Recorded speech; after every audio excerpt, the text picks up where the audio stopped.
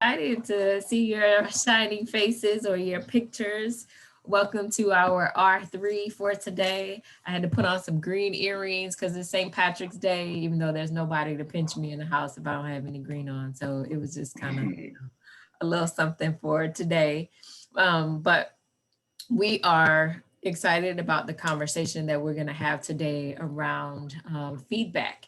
Before we get started and turn this over to our presenters today, I wanted to acknowledge our land acknowledgement or acknowledge our land acknowledgement. I'd like to share with you our land acknowledgement, and then we'll definitely turn it over to our presenters.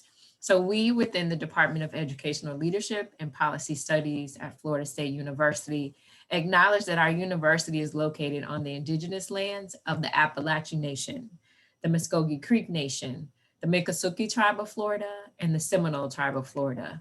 We highlight and pay respect to this history because we understand how the state of Florida and Florida State University came to be settled on these lands. We recognize this land as scarred with a painful past of enslavement, settler colonial violence, the desolation of culture, and the forced removal of indigenous bodies. Despite this, we respect the cultural and ceremonial practices these indigenous nations maintain in and around Tallahassee. As educators, we honor the knowledge of these tribes and their people and acknowledge that indigenous students, faculty, and staff and administrators are vital to Florida State University. We embrace the decolonization of our educational system and commit to disrupting suppressive systems through the explorations of many truths and lived experiences and creating room for those who are often excluded by harmful colonial erasures in our practice and pedagogy. So we thank you again for being here with us to talk about, we're talking about feedback. And we have with us who are facilitating our conversation with us today, Dr. Eric Ludwig. Eric is the Associate Director of our online EDD program, and he is joined by three of our online EDD students, Olivet Thompson Plunkett, Terry Ray, and David Thomasy. So we'll turn it over to you. Thank you so much for being with us today. Thank you everyone for joining in, and it's good to see all of your smiling faces. And I want to first off say thank you to Olivet, Terry, and David for graciously agreeing to participate and share some of their experiences today. As well, at the end of the presentation, I do have a slide with credit to a number of people I think who have shaped how I think about teaching and learning, about feedback, assessment. These are people who are educational psychologists, theorists, bloggers, Twitter personalities, people who have a microphone and say interesting things, and have shaped the way that I think about, again, about teaching and learning. So without further ado, we'll go forward. And I want to start with a quote from Bell Hooks, who wrote in her book, Teaching to Transgress, "The classroom remains the most radical space of possibility in the academy." And I think that's an important thing to start with as we talk about feedback and ultimately grading over the next hour. That the way that we think about our educational spaces, our classrooms, the policies that govern those classrooms are all the result of, right, they're not immutable. They're the result of systems and structures that have been developed over decades that say education should be one way as opposed to another way. And I think that's important to remember that that those things can also change, right? That they're not universal laws. And so what I would encourage us to do today is to think about how can we get better at doing those things? How can we imagine something that is maybe a little different? And what does that mean?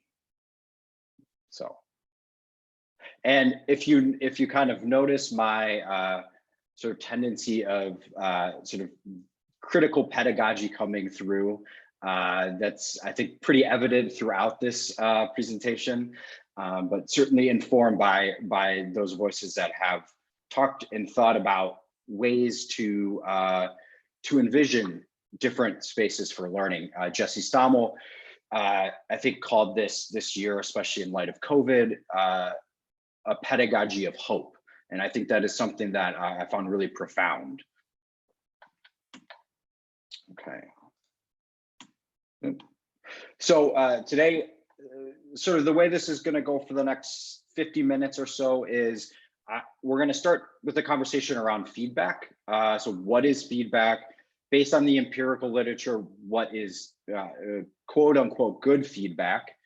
And then to share some of our experiences around receiving good feedback, how that made us feel, how that shaped our learning experiences. Then to move to a conversation, and as part of this is all sort of reflective to think about, what are we doing in our own practice? And then ultimately,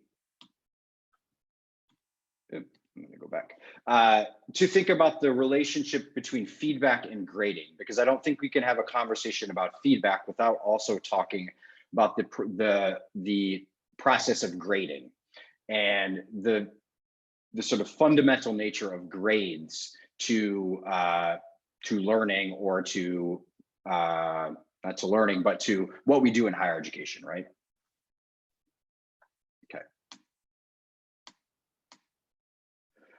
Okay.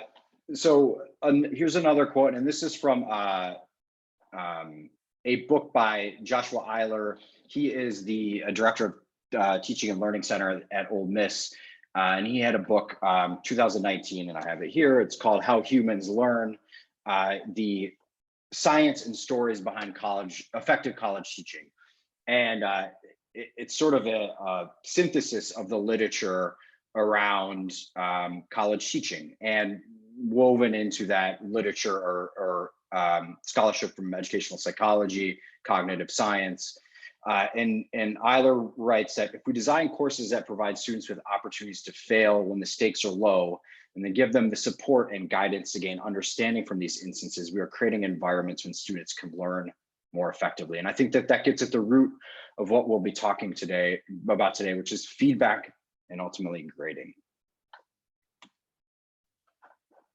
Okay. So to start, I would like Olivette, David, and Terry, in any sort of order before we get to this activity here, to share something about their experience, either as graduate students, as undergraduate students, about receiving feedback. What was a time for you all that receiving feedback sort of enhanced your learning, where it opened up new possibilities, new ways of thinking? So I'm going to kind of cede the floor here to those three to share some of those experiences, and then we're going to participate in a little activity.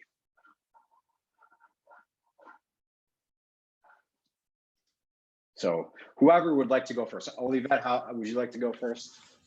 I mean, I can go first. Okay, go ahead, Terry. Okay. I mean, how I felt is that feedback, it can define a paper. Like, it's a roadmap of which way to go. Do I turn left or right? And the timing of it is really important. And like, am I going forward, like in the right direction? Also, I mean, me personally, I actually feel that really in-depth feedback makes me feel important. It shows that someone took the time, just to acknowledge, what you did. And also, for example, like on my diagnostic exam, what I absolutely loved about it was I had two different teachers work on my same document, giving their opinions of it. So it actually helped me see things, from like, different points of views. that actually helped each other out. And it actually helped me reshape my diagnostic from that very first take, and actually, analyze it with a fine tooth comb to actually turn it into a pass. So I, that, like, one example felt very, very valuable to me. Good. Great, So, thank you for sharing, Terry. Olivette, would you like to go next? yes, I'll go next. Is everybody able to hear me okay? Okay, wonderful. So the feedback that stands out most in my mind was when I just started the program. So when I started the program, I came in with the intention of, looking at something totally different. And while that was quite an intriguing topic, the feedback that I received allowed me to kind of look at the topic holistically and look at mainly the feasibility of it. Was this topic really feasible to study? Based on that feedback, I was able to pivot into another topic, something that I wasn't even considering doing, but now that I look back at it, it was quite valuable. And even though that topic was intriguing, the one that I'm doing is equally intriguing, but it was because of that feedback that I utilized that helped me to narrow the topic down and be able to select a workable topic for my dissertation. So I think feedback is very valuable. And not only is it valuable at the start of the program, it is valuable all the way through up to the end. So I value feedback in the program. Thank you, Olivette. David? I think for me, the feedback's probably though I certainly don't disagree with anything that's been said, just for me personally, it's a little bit different. I'm a visual learner. And in a program like this, where there's a lot of theoretical knowledge and things that you just have to learn, from reading and trying to apply, to me, feedback creates that visual process that I need. So I write what I think, I get the feedback, and particularly when it's, when it explains where I've gone wrong or even where I've gone right, it gives me something visual to look at, so I can go back to a certain point and say, okay, this is the piece that I need to address. So for me, feedback solves the visual learning issue that I run into a lot of times with theoretical practices. Thank you, David. That's a great example. So at this point now, we have a link, and we're going to hope this works because we tested it yesterday and it was a little bit difficult. So there is a link, Olivette, if you could paste that one more time into the chat for those who arrived a little bit late. And this is going to open a poll for you, and I've asked you to, using 3 words, to describe what makes good feedback. So rather than entering the 3 words at one time, what I'd ask you to do is enter each word and then hit submit, because it's not great with like comma separation. And then once you've done that, those words will show up. Can you all see this word cloud in the middle of my screen now? Okay, good. So if you're having issues or anything, please just type in the chat and let us know. But we had run into some difficulties yesterday. But as you type, we'll see the sort of those words show up here on the screen. And then, as with the word cloud, the frequency of the words will affect size. And I'll give about 2-3 minutes for everyone to complete.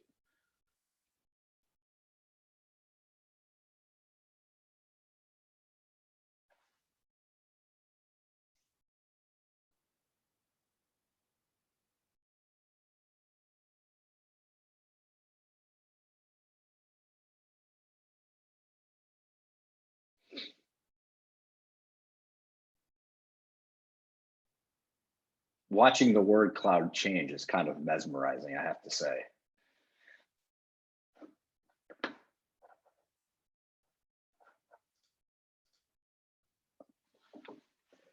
So as you can see here in sort of these, in your responses, keep typing. Constructive, timely, specific, thoughtful,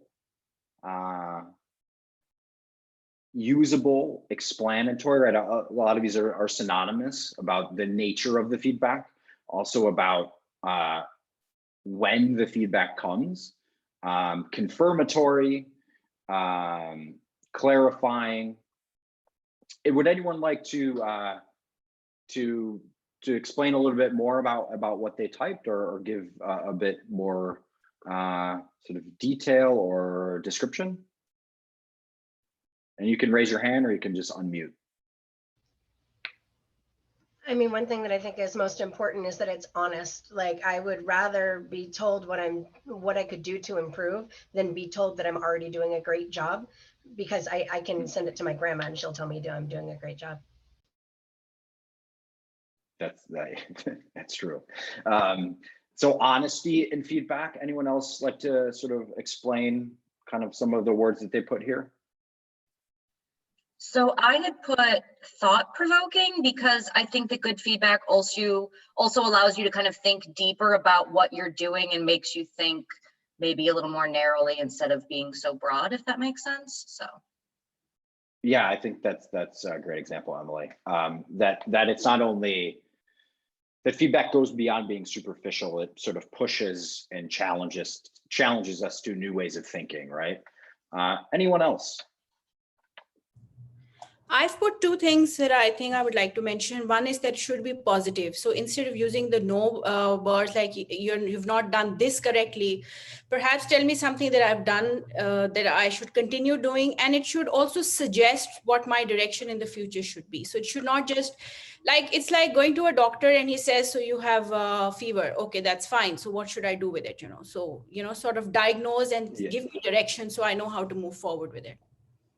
Right. Yeah, that's something that comes up quite regularly in the literature on feedback, right? And thank you for sharing, is that, right?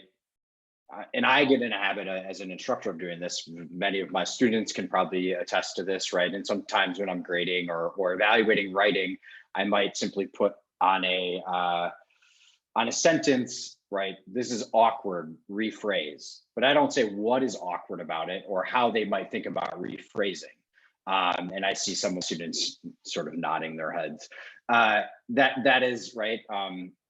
That the feedback is not only detailed, but it's actionable. Tell me what I need to do to improve it, right? Thank you everyone for sharing. That's great. So I want to move forward. And before we get to the next activity, so this is kind of getting back to, and I don't want to use the term best practices, but from the empirical literature, here are some things that generally come through in what makes for good feedback. And I have to say here that the empirical literature around feedback is, there's not a lot of consensus actually. And this is something that in reading through some of this, I found somewhat surprising, right? That there is some, especially when it comes to higher education, that there's not always clear support. So for example, timeliness is something that came up in your responses. And timeliness, I think intuitively, right, we think feedback should be timely, right? But timeliness is also contextual, right? So what that means is that sometimes, right, timely feedback doesn't mean the next day or 48 hours later, right? It might mean a week or two later, or depending on deadlines and other assessments, it could be longer, right? Again, Amber writes, feedback delayed is feedback denied. And that is a common phrase. And I think in most cases, the timeliness of feedback is extremely important, right? Especially if you're working in cases where assessment is scaffolded, one assignment is building on another. But timely feedback, or feedback, I should say, to Amber's point, that is not delayed, might depend on the context in which that delay or not delay is occurring. So just want to kind of talk through these points here. So, and many of these showed up in your responses, is that feedback should be clear and visible. So when you're talking about assessment, that the expectations for assessment are generally clear, and how that assessment is going to be evaluated is clear. So before we even get the act of providing feedback, the way in which that feedback is going to be provided, or according to what that feedback is going to be provided, is important. And then accordingly, that students have examples of successful work, right? In preparation for receiving feedback. Many of you, I think, wrote things about actionable, constructive, and those are things that come up regularly in the literature as well, right? That feedback has to be something that you can do something with, that you can see a comment or in a meeting with an advisor, and you can walk away from that and say, it's clear to me what I need to be doing to make improvement, right? It's unambiguous. Feedback is, and I think these next couple are important, feedback is relational and supportive. Someone mentioned honesty, that feedback is honest. And I think that honesty becomes more possible in environments where relationships between instructors and students are cultivated and supported, right? So that there's an environment where that honest feedback is encouraged. And I think importantly here is that feedback is not transactional, right? It's not unidirectional. It's not from myself as the instructor to you as the student, but rather it's part of an ongoing dialogue between teacher and learner. Valerie writes, feedback needs to be given in a form that resonates with the student. Written feedback for me sometimes creates more discussions or more questions. I prefer talking through feedback with instructors to gain the best understanding. And I'm going to talk about that in a second. Valerie, thank you for sharing. Feedback is practiced and reflective, so it's built into the structure of learning, right? So whether that's through reflective activities or whether that's through opportunities in a course to or throughout a program to practice and receive feedback that is I should say low stakes, but that where the fear of failure and the anxiety of failure has been sort of dampened. We talked about timeliness. Additionally, feedback is connected to, right, future opportunities for learning.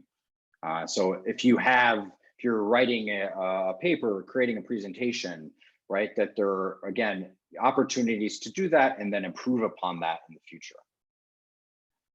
Lastly here, feedback is contextual and individual.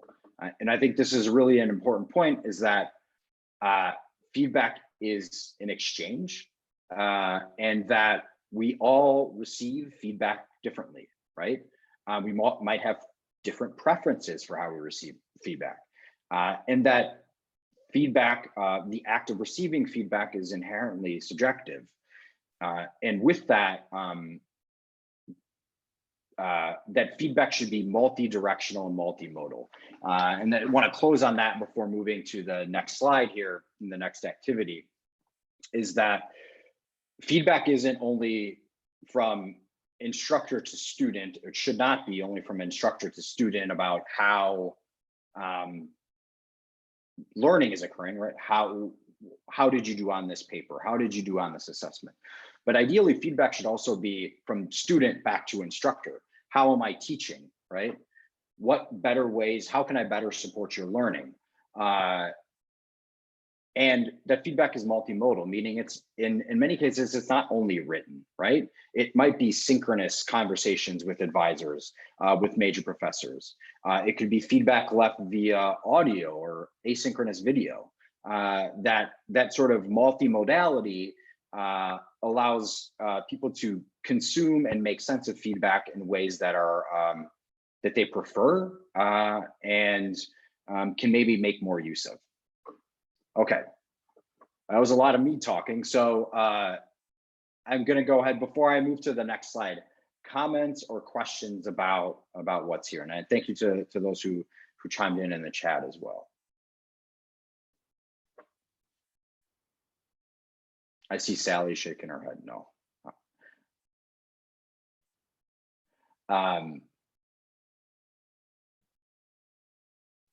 Okay, I'm gonna go ahead. Okay, so this is another activity, and so what I would like you to do is to this is sort of the reflective part, and I'm going to ask that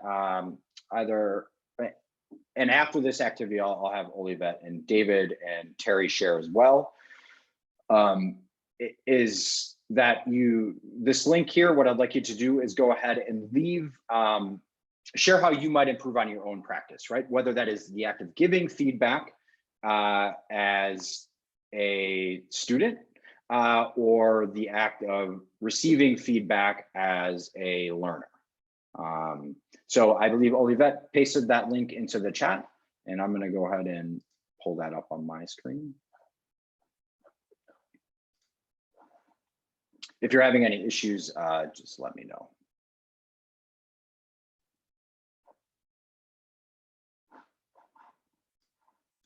And you should be able to just click that red button in the corner. So the link above, go ahead and share, what is something that you can do, whether that is as an instructor, as a learner, whether that is at the course level and in your advising relationships, what is something you can do to get better at providing feedback or receiving feedback.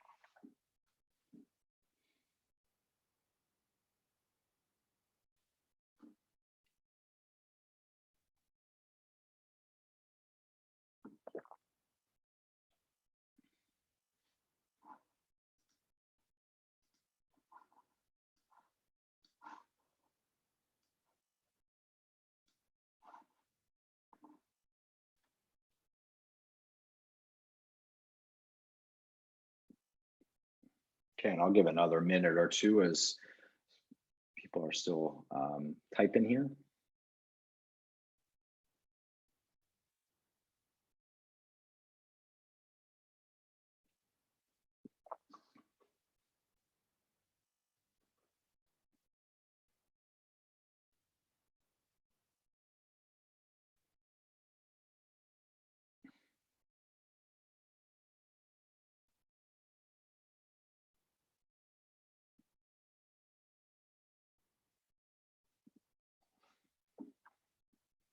A lot here about listening, about practicing, about feedback being, again, dialogic, right? That it is conversational.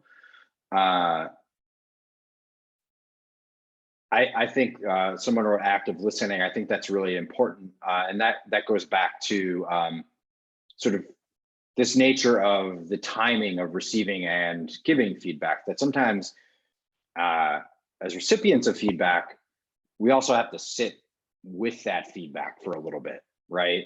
I remember many times receiving feedback on a manuscript or a paper or something like that, and being like, I gotta open this and address all of this right now.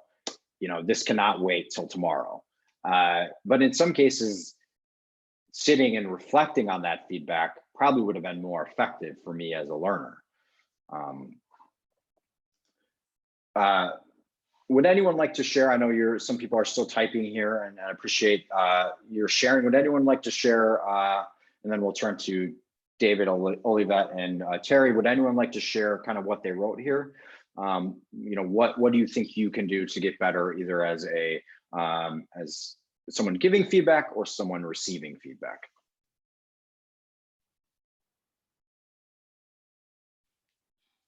David, go ahead. You raised your hand. Yeah, I wrote be open. Maybe it's just me. Somehow I doubt it. But a lot of times for some of the things that we're doing, particularly those in the doctoral program, at this point, we have a lot of emotion invested in what we're writing. And so you've put in all this work and you think, man, this says exactly what I want it to say. And then your instructor sends you some feedback and they say, no, this is wrong, or you didn't cover this, or whatever. And not, in a mean way, but you see that and it's like, I don't know, maybe sometimes it feels like it's personal, like it's an attack against what you thought or what you believe you knew, or whatever the case may be in that. So for me, I think a big one is probably be open. I run into that same issue with my students, particularly in research writing. If I say something, they often tend to take offense to it, and it's not meant to be offensive. It's really just meant to make them a better writer, a better researcher. And so I argue that with my students, and then I find myself doing the same thing in this program when I get feedback from my instructors. So I chose be open because I think a lot of these other things fit in there, but without you being willing to accept it, none of the other ones are going to make a difference. Yeah. Hi, can I chime in? Yeah, sure. Go ahead. Okay, so I wrote listen and implement, and so for a number of things, when I am getting feedback, so within my assistantship, I've learned to take notes on the feedback that I'm giving, like just write it down so that I can look at it later. Because you might have a certain meaning when someone says something to you the first time, but sometimes when you take time to reflect, you can really think of other ways to better yourself or make yourself better. I also put be kind. I also serve as a mentor to students in the CARE program, and often I help them within the Bridge to Graduate School program. So going to graduate school, and I'm very mindful of the types of feedback and the way that I give them, feedback, because they're all at different levels within, their undergraduate experience. And I want to make it a very memorable, because I really am literally being that bridge for them before they, cross over to the other side, the graduate world, if you will. And then feedback from professors. I think it's a two-way street. Especially when I first started. I had been out of school for a decade, okay? So when I started, when I was in some of my first classes in the summer, my professors were very encouraging, because they knew my mind was there and I could do the work in terms of the writing, but they were like, you'll get better with time, and this is what you have to fix. And here are some ways of how you can fix it, which is very valuable, because they did not belittle me or make me feel that I could not do it. And so those are just things that I take as nuggets of knowledge to implement and within my own work as I, finish out the rest of my time here at FSU. Thank you for sharing that one. I think that advice to be kind is definitely one that I would add. I think that's great.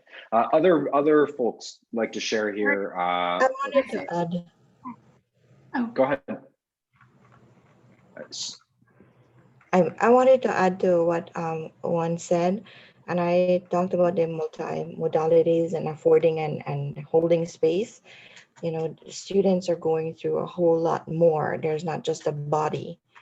There's a whole lot more going on with the spirit and the mind. And so we think about affording them other ways of being able to communicate and learning, who they are, especially in terms of that relational aspect.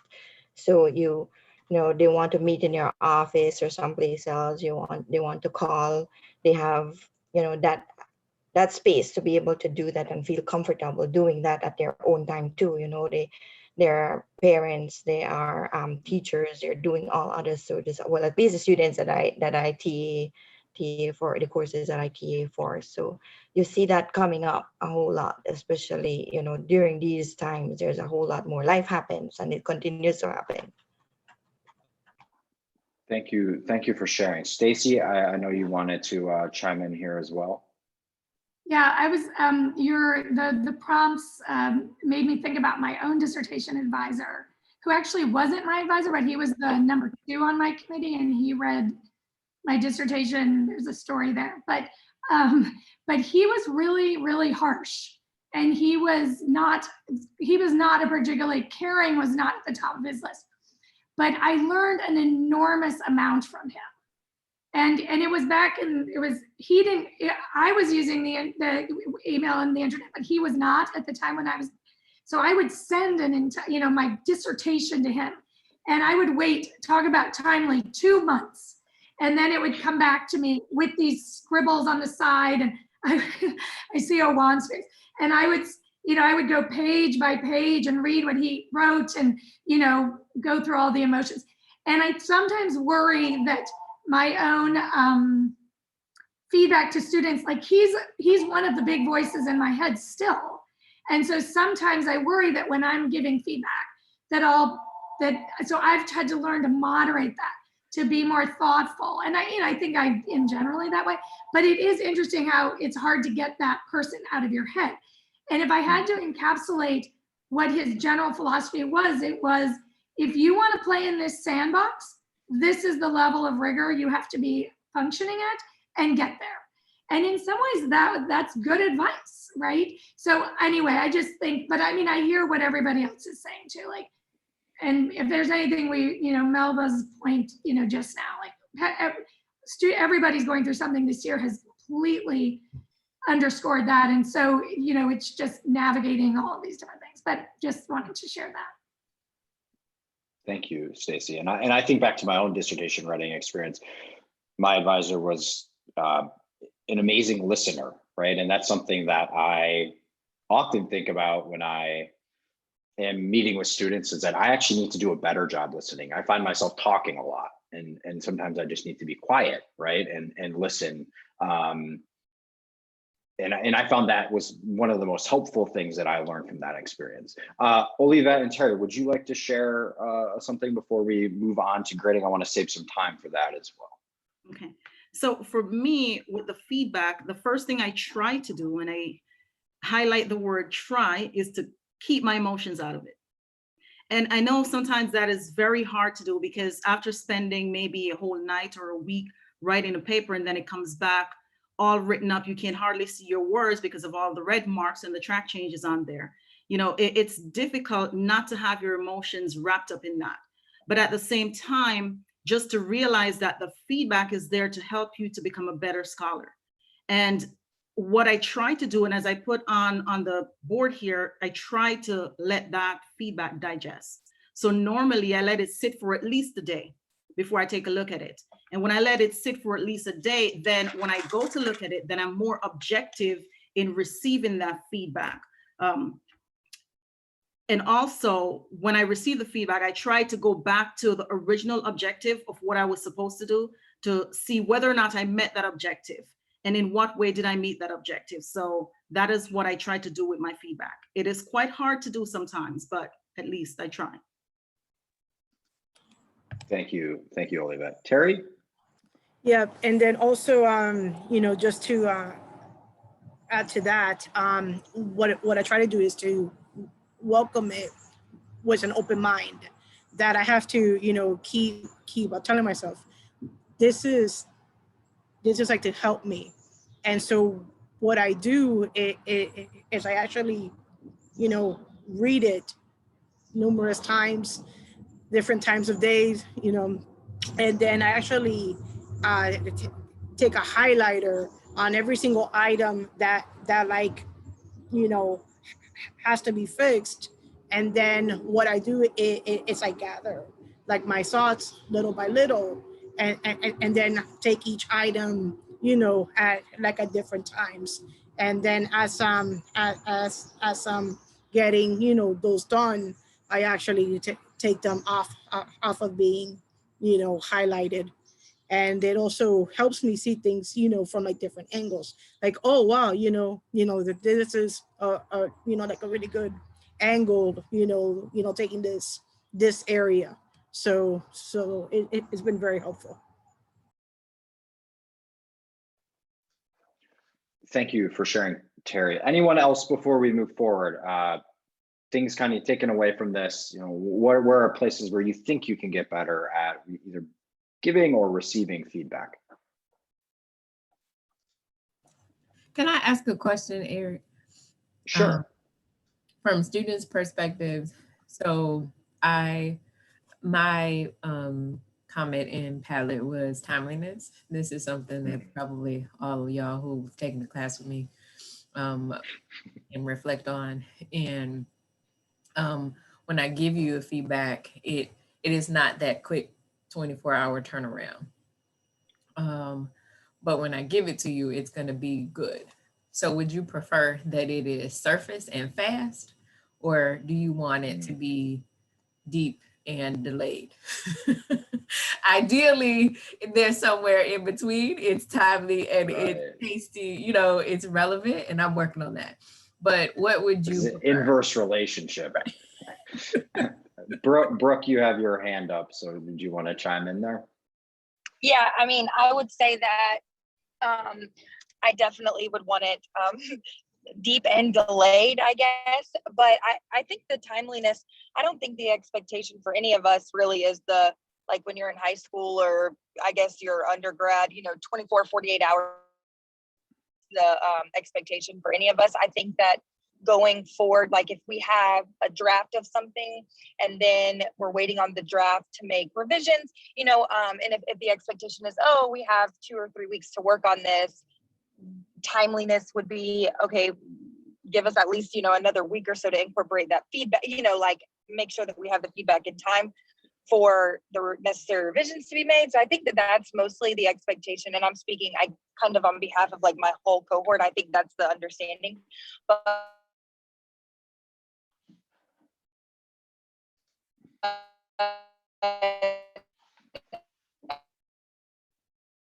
think we might have lost. I much prefer. Sorry, I'm in the car. We're driving, so it's probably in and out. But I think that comes to mind when everybody gets a grade is what feedback in our group chat. So I know that it's.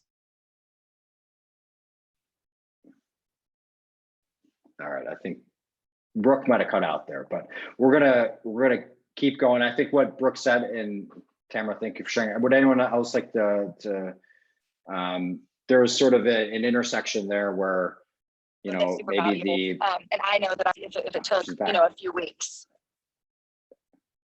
Thank you for sharing, Brooke. Yeah, I think Dr. Bertrand Jones, to your point that there's sort of this Olivet writes deep and delayed, that it, right, it's there's a trade-off there, especially, you know, depending on how many pieces of writing you're assessing or whatever it is, that the depth of the feedback often takes, right, intuitively takes more time. So I want to move forward because we have about 15 minutes left. So I want to make sure we get to the really kind of maybe contentious part, which is talking about where do grades fit into all of this. So, summarizing what we talked about with feedback, right? I think it's important to note that feedback is, right, it's not just in a course, right? It's not just with a major professor.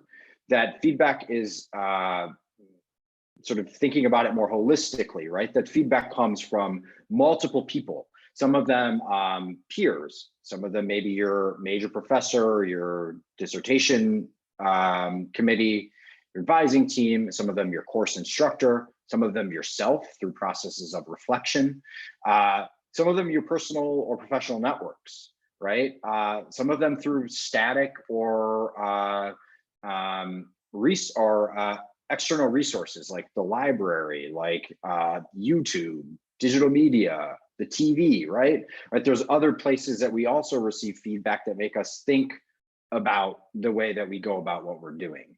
And so I think thinking about feedback as something that is holistic rather than an individual relationship, right? Which it is that, and very often those are fundamental to the way we experience learning, but that there are other sources of feedback that comprise our experiences as learners. Okay. Now, from feedback to grading. So Eiler in his book outlines sort of what he considers 5 indispensable elements of learning, right?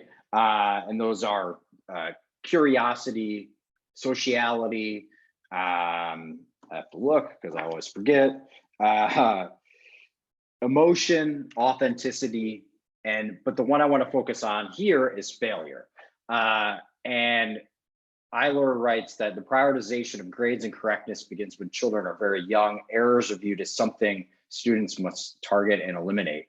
And so in talking about this, Eiler goes back to Piaget, an earlier sort of educational theorist and psychologist, and talks about the ways in which when children are young, right, failure is actually something that's encouraged, right? That if you think about the way when children learn to walk or they learn to talk, right, that sort of mistakes are in some cases applauded, right? But that as we enter into educational systems, that our reaction to failure becomes much more punitive, and that is often exercised through, for example, grades, right? And I think it's a really important lesson on how we think about the role of grades and grading and its relationship to feedback. So what do we know about grades in learning? And in this case, I would say the literature is fairly extensive in thinking, and the conversation around grades is quite varied because, right, grades have mean different things in different contexts, right? Whether that's in an undergraduate program, in a graduate program, in an elementary school classroom. But the important things to take away from this, and Shinsky and Tanner, their article that I cite here is a very good sort of meta synthesis of the literature. And first off, grades don't equal learning, right? In many cases, grades are not an accurate measure of what we've learned, right? Grades are not feedback, right? They're not synonymous with feedback. Grades can demotivate. There's significant evidence that grades can heighten anxiety. Even for example, not the act of receiving the grade, the anticipation of the grade can heighten anxiety around completing an assessment, for example, can lead to increased procrastination, delay, worry over doing the thing, just in anticipation of receiving a grade associated with it. Grades heighten competition. Now, whether you think that is a good thing or a bad thing, I think is a question of, I think is an ideological question to some extent, but grades in many cases heighten competition in a way that isn't necessarily beneficial to collaborative learning and engaged or inclusive spaces for learning. Grades, and I should have wrote can be transactional here, right? That grades sort of heighten or enhance the sense of transaction between instructor and student. And I think lastly here, that grading is not free of or from bias. And I think that's an important thing here, and that systems of grading can be biased against or towards, or the way we assess and assign grades to certain students, to certain groups. And that's something I think to be mindful of. Okay. I went through that slide in about 2 minutes, but there's a lot more there to digest. So I'm gonna stop for a minute before we get to our next slide. So thoughts, comments about this slide, about grades and learning. What are your initial reactions to that? How does that make you feel? Do you agree? Do you disagree? I will stop there. And you can raise your hand or you can unmute and chime in.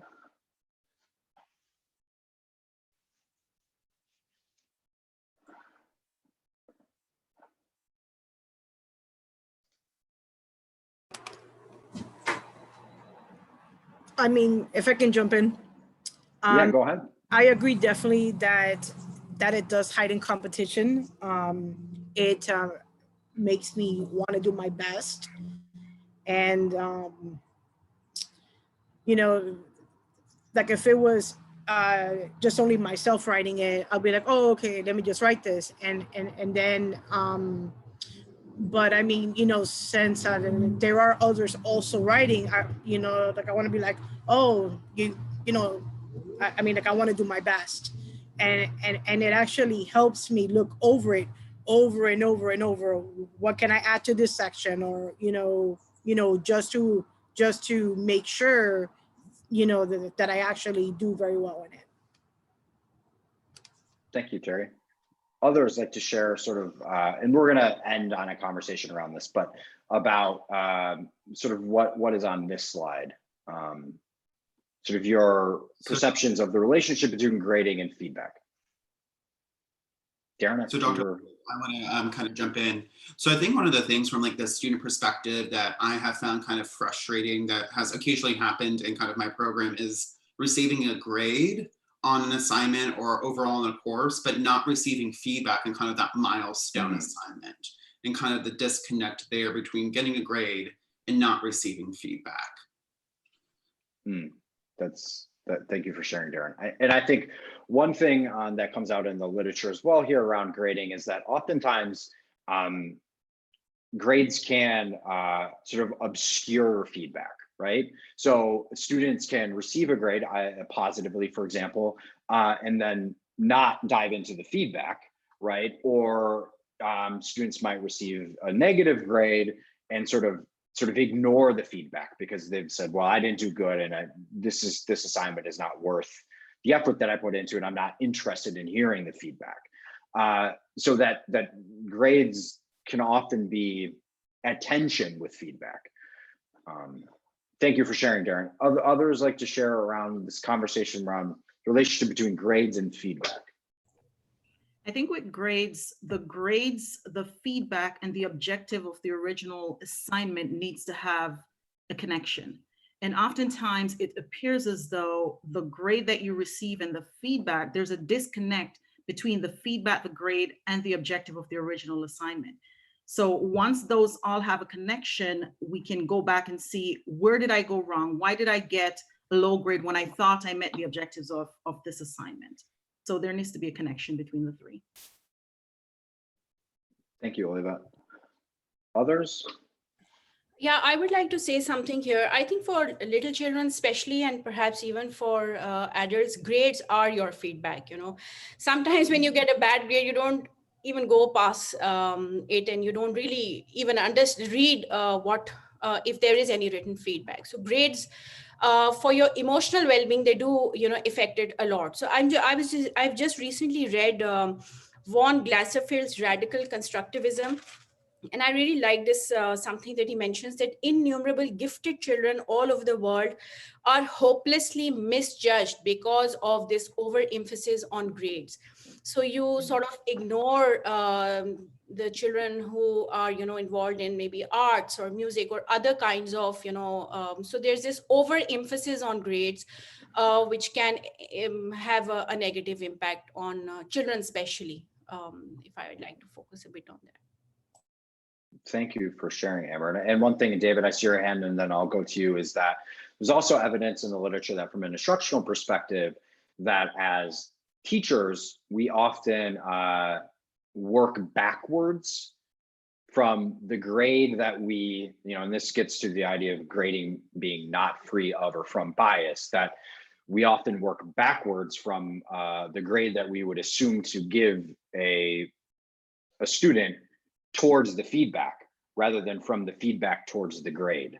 And Brooke writes, as a parent of a gifted child that does not make straight A's, this is an excellent point. Thank you, Brooke. David, I'd like to go to you and then we're gonna finish up here. Yeah, I was just gonna say, the first bullet point that says grades do not equal learning. Sometimes it appears that grades actually get in the way of learning. When I first started this doctoral program, our first face-to-face, we did a panel where they had 3 people from the previous cohort that had just finished come and talk to us. And one of the students said the best advice that she could give was to hurry up and get your first B in this program so that you can forget about straight A's and actually concentrate on what you're trying to learn. And so I think that's kind of I don't know why that stuck with me more than anything else I think that was said during that, but that stuck with me the entire time. And going into the last year, I still kind of look at that. when we have assignments that are due, sometimes I spend so much time focusing on the sort of the nitpicky details to make sure that I check all these boxes that I haven't really learned what I was supposed to learn. I've met the objectives, I can check them off.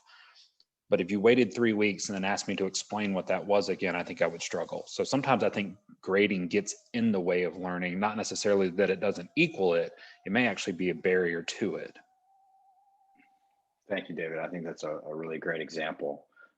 Okay, so we're going to finish up here, and I put the slide here because to encourage us to think about, right? So in a doctoral program, for example, right, we have sort of 3 levels of evaluation, right? We have a sort of programmatic evaluation, summative evaluation within a program. But then we also have course level grades and assignment level grades. And so the thing I think that's important to consider is what role or purpose are course level grades serving, right? Or assignment level grades when we have sort of summative checkpoints along the way, which should, in theory, function as gates, for lack of a better term, right? Through which students receive extensive feedback from multiple inputs, and then are to display the learning that has occurred in theory throughout their coursework. And there's not an answer to this, but I think it's something to reflect on. Is that is given the literature around grades, right? And sort of the structure of doctoral programs, you know, is to ask ourselves what purpose or role are those things serving? And again, going back to that initial slide, you know, and that quote from Bell Hooks, that these are systems, right? They're not, nothing about these are immutable, right? Or unchangeable. And that we have the power and the ability to think about different ways to structure and build environments for learning and engagement. Okay, I'm going to end on this quote. So this was from the Shinsky and Taylor article. The research literature raises significant questions about what grades really measure. However, if it is likely that grades will continue to be the currency of formal teaching and learning in most higher education settings for the near future. As such, perhaps the most important consideration for instructors about grading is to simply be skeptical about what grades mean. And I think that I had built in time here for us to share. So we're at 2:30. I know some of you have other obligations and requirements. I will stick around for a few minutes. We were going to do breakout rooms, but as you all know, sometimes we, you know, I thought, oh, this will only take 45 minutes. And then thank you for your sort of lively conversation and sharing, and we filled up that hour. And so if you'd like to stick around for a few minutes to talk more, I'm going to stay for a couple more minutes, but I thank you to everyone. I thank you to Olivette, David, and Terry for helping out with this, for sharing, and for PS for this opportunity to present. And if you have any questions or would like to chat more about this in the future, please don't hesitate to reach out and let me know. Thank you, everyone. Thank you so much.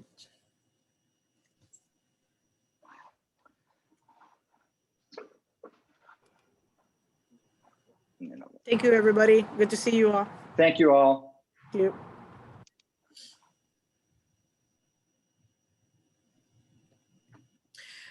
One of the things that we can stop. We don't have to keep recording this there.